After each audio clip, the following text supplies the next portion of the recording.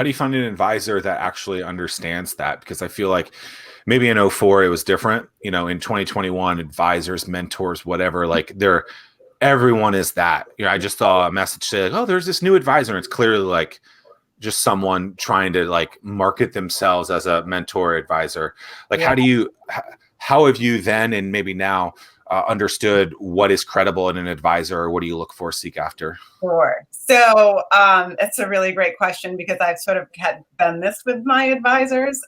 So to get going, we had this one gentleman, and he was a family friend, but he had done business consulting for about 15 years before he helped us. And he'd owned companies. He was an entrepreneur turned consultant, and so there was trust there just because we knew him and we knew the success that he had achieved in his own career. And so I think part of it is, when you're looking for advisors, like, do a little like recon on them, right? Like, what's their background? Have they ever achieved the level of success that you're wanting to achieve in your business? Have they ever grown a business with the same vision that you have for the type of business that you're starting? Because if there isn't really an alignment there, they may not be the best advisor for you.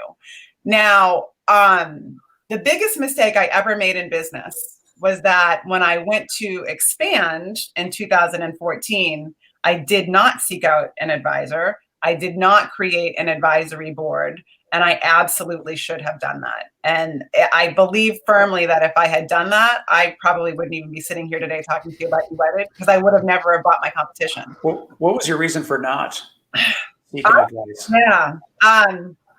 I relied heavily on my experience in the industry and was driven by my vision and not the practicality of the numbers that were being presented to me. I mentioned earlier about my ex-husband.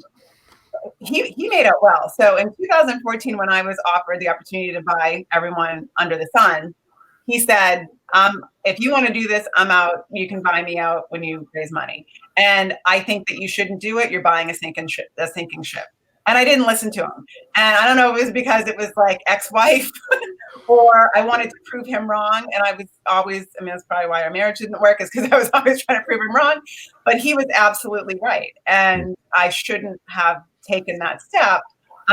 Luckily, he bailed and made out handsomely for it, because the company, Those damn ex-husbands. Oh, those damn ex-husbands. But when I went to get my next loan, the company was valued at $1 million. So that was great for him, and it was great for our minority owners because I bought all of them out. But so then when the company became leveraged in 2016 and really in a financial crisis, that's when I brought on other advisors. And those advisors came to me, and it wasn't like an advisory board, but I ended up confiding in people in business that I respect dearly. And they connected me with really seasoned, sharp, successful people that had experienced the pendulum swing of business, the highs and the lows and the highs and the lows, and had now ended up really successful running extraordinary companies. And those folks kind of really softened the blow for me as we were exiting, and prepared me for what to expect by having to turn my company over to the bank.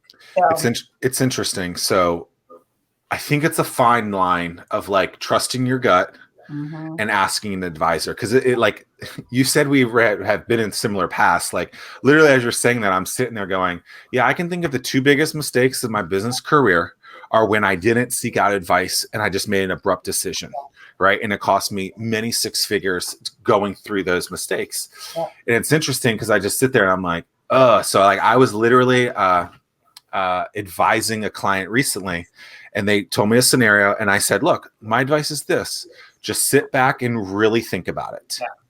Right? Really look through the positive side, the pros and the cons, and make sure that whatever decision you do, you really understand instead of making an abrupt decision. Because I think oftentimes we trust our gut, we immediately do it, and oftentimes that's okay.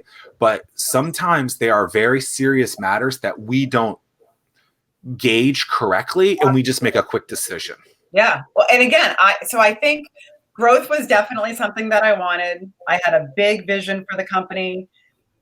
I was very seasoned. I knew how to run a retail establishment. I obviously proven that I could grow a retail establishment, but I didn't know the difference between horizontal growth and vertical growth.